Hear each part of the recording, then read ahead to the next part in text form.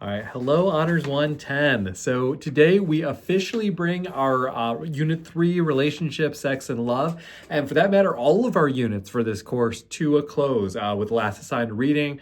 What we look at next week will be what I consider to be sort of post-unit that kind of ties together things from a variety of areas, as well as, of course, our final group video presentations. So for today's class, I wanted to just shift our focus to the assigned reading, Yi-Yun Lee's Extra. And so with this story, I always like to start out by giving a little bit of background context about the author. So Lee was born in China, came over to the U.S., specifically the University of Iowa, to study, and oh gosh, I'm forgetting what her program was, but it was something in the sciences, something along the lines, I think it was biology, microbiology, something along those lines that she came over to study. In the most unlikely of turns, she always kind of liked reading and writing, decided to, on a lark, take a creative writing class while she was there. And in that process, I don't think she even knew it going in, but University of Iowa has what's widely regarded as one of, if not the very best creative writing program in the country.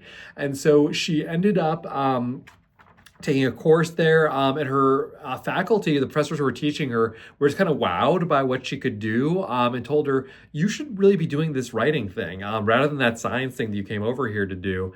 And remarkably enough, she actually took their advice and has subsequently built a pretty successful career for herself as an author and now as a professor as well. So I always think it's a fascinating story of kind of things you would never expect where our professional journeys might take us.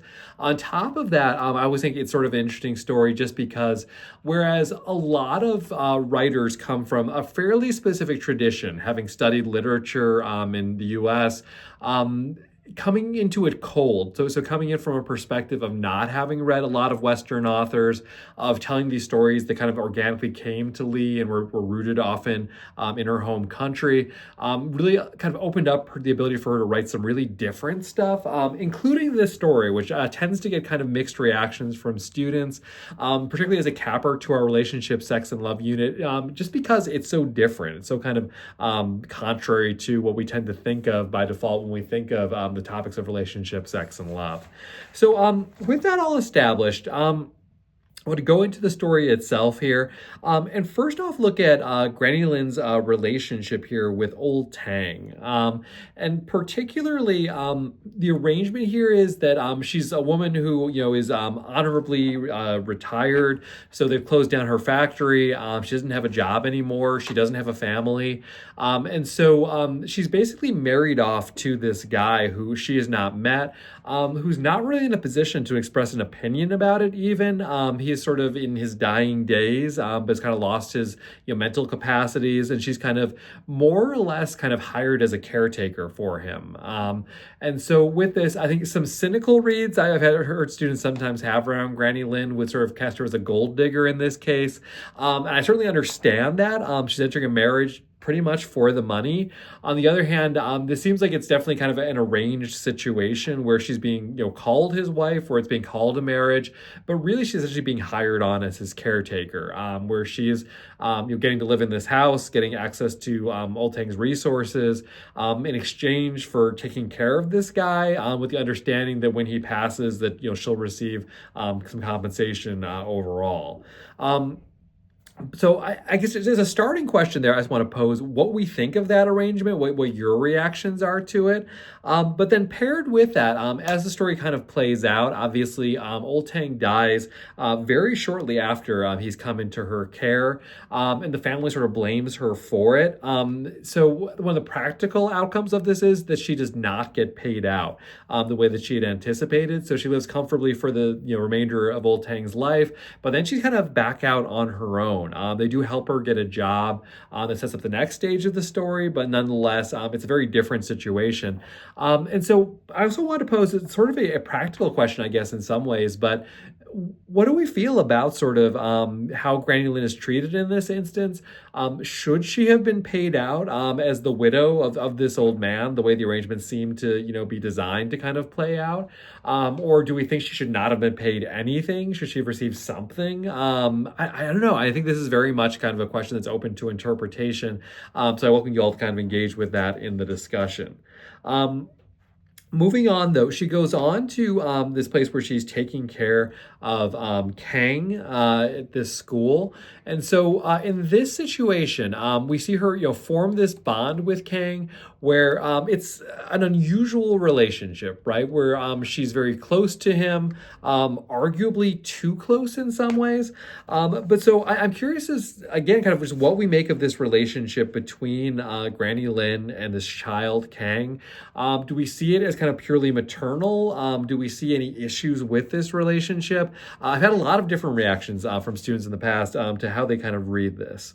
But so I will say there are some hints at some impropriety or some reasons for concern potentially here.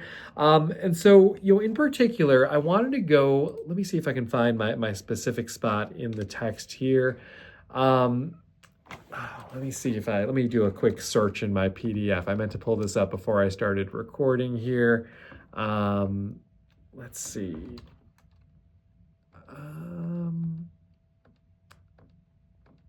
Well, if I can't find it in a moment here, I'll let it go. But some of the language here, in terms of how this relationship is communicated, arguably feels as though it has some undertones to it. And so, although this is, a 6-year-old boy hanging out with an older woman, I just found the part I was looking for. This is on page 12. Let me read this individual paragraph. It's not the only time in the text something like this happens, but I think it's a good representative example. The boy, too, looks around nervously. He then comes closer and circles his arm around Granny Lin's neck, his mouth to her ear, his hot breath touching her earlobe. Granny, I'll tell you a secret. Don't tell anyone. So I bring in this moment, and granted, the way that I read it kind of informs a little bit of how you might understand it. But the language that Lee's kind of employing here, I was just very intentionally is kind of painting a portrait of it almost feeling like there's some sexual tension here, right? And to diffuse this a little bit, I'm not going to suggest that Granny Lin is actually having like a sort of sexual relationship with this boy or is, mistreating him. There's some room for kind of arguing that there's some impropriety happening here, as I alluded to previously. But nonetheless, I'm going to pose my read of this, although I welcome you all to kind of challenge me on this or pose your own reads or your further established one if you agree with me. A part of what's going on here is we have this woman who has never had her great love story previously, whether it's a romantic story or whether it's having a child or kind of any points in between. And so in experiencing all of this in such close succession, relatively late in life, there is that sense of kind of just she's all mixed up, like all these emotions kind of flooding her in different directions. And I think she's having trouble actually kind of regulating herself and kind of balancing all of these kind of competing pieces and how to understand them. Connected to all that, there's the choice that Granny Lin makes in terms of what Kang's doing with these socks. So as folks hopefully remember from the reading, Kang is stealing these girls' socks from the laundry. He's ultimately caught rubbing them against his face in bed. And so Granny Lin's solution, when she realizes kind of in between that he's been stealing these socks, when she finds the stash of them that he's stolen, there's a lot of different options available to her. I would say, for example, she might tell her supervisors this is what's happening. She might tell Kang directly that she knows what's happening and tell him don't do this, right? She might choose to kind of just ignore it and let it happen, act like she hasn't noticed it. But the choice she makes is so specific, where she goes so far as to actually buy more socks, rub against the floor, wait for him to steal them so that he thinks he's stealing the socks, but he isn't actually stealing socks anymore. I'll be frank, this is a super weird choice, right? Where I can certainly see where it's serving a few different purposes, but I'm just curious of what the class thinks of this choice and what this might say about Granny Lin's kind of state of mind here, how she perceives Kang, what the relationship between the two of them might be, all of that. I'm also curious about the ending and kind of when her lunch pail gets stolen, or no, whether her lunch pail doesn't get stolen. Lunch pail is the one part that she's able to keep, but when she gets robbed at the end. But also the title of this story, just being extra, how we interpret that. What does extra mean in this context? Who or what are the extra or extras that we have in this story? Okay, so I covered a pretty wide swath of stuff related to this reading, so I'm going to leave it off there. As always, please feel free to respond to the questions I brought up or to introduce your own separate points related to the reading or some of these bigger ideas here. Thanks as always for watching, and I'll look forward to our discussion.